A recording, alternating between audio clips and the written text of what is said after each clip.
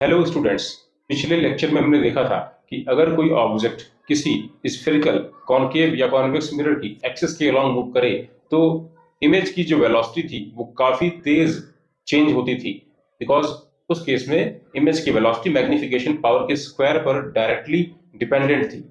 Right, अभी हम लोग देखने जा रहे हैं कि अगर मान लो ऑब्जेक्ट मिरर की एक्सिस के परपेंडिकुलरली मूव करे तो इमेज की वेलोसिटी क्या होगी। आओ जरा देखें डायग्राम को। देखिए इस केस में क्या होने वाला है। पिछले केस में क्या था, देखिए पिछले केस में मैग्निफिकेशन पावर बदल रहा था।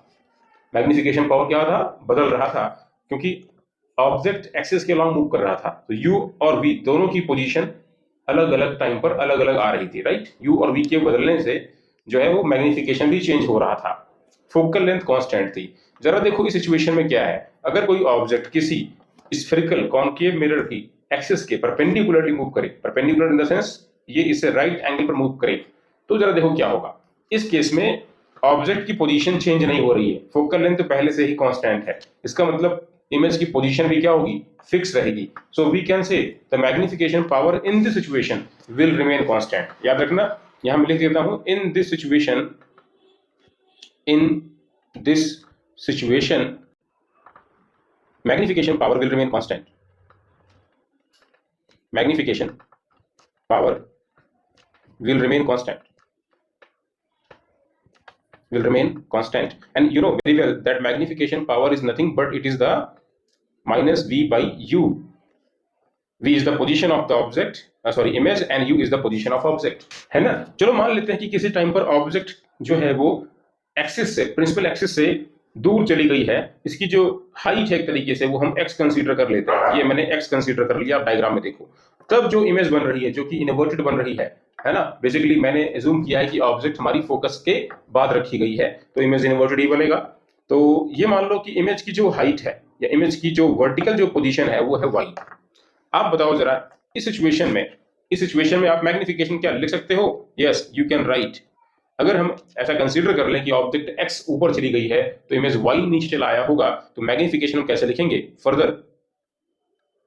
Further magnification is nothing but the height of the image to the height of object. अगर हम यहां से कंसीडर करें तो ये हम लोग लिख सकते हैं y बाई x, है ना, क्योंकि इमेज की अभी जो हाइट है वो y है और ऑब्जेक्ट की हाइट x है।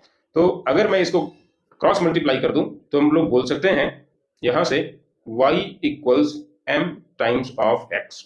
फर्दर इसे अगर हम डिफरेंशिएट कर दें विद रिस्पेक्ट टू टाइम, यहां मैं लिख रहा हूं now differentiating with respect to time, हम ऐसा कह सकते हैं dy by dt equals m dx by dt। बोले dy बाई dt क्या है? जिस रेट से इमेज एक्सिस से दूर जा रही है नीचे की तरफ, तो यानी ये एक तरीके से हम इसको बोल सकते हैं ये बेसिकली इमेज की वेलोसिटी है। और dx बाई dt का मतलब क्या है? जिस रेट से ऑब्जेक्ट एक्सिस से दूर जा रही है, यानी ये ऑब्जेक्ट की वेलोसिटी है। तो इसलिए अगर इसको हम लिखें ऐसा तो क्या बोलेंगे इसको? आप बोल सकते हैं यहां से आप ये बात कह सकते हैं velocity of the image equals m times of the velocity of object. एक इंपॉर्टेंट बात, अगर मैं यहाँ वेक्टर लगाना चाहूँ तो कोई दिक्कत नहीं, लगा सकते हैं।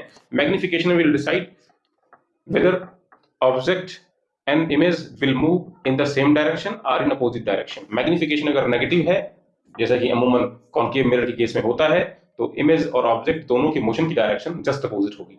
और अगर मैग्निफिकेशन पॉजिटिव है तो दोनों एक ही तरफ मूव करेंगे। तो आपको यहाँ पे डायरेक्शन के बारे में कोई टेंशन लेने की जरूरत नहीं है। आप ये सोचो कि मैंने यहाँ पे माइनस साइन क्यों नहीं लगाया, भाई माइनस साइन इस मैग्निफिकेशन में छुपा हुआ है, समझे क्या? तो ये चीज दिमाग में आपके रहे, याद रखें इस फॉर्मूले को। This is the relation for the velocity of the image with respect to the axis of this mirror। याद रखें यहां पर ये जो वेलोसिटी गिवन है ये इसकी एक्सिस या ग्राउंड के रिस्पेक्ट में गिवन है, ये बात दिमाग में आपके रहे।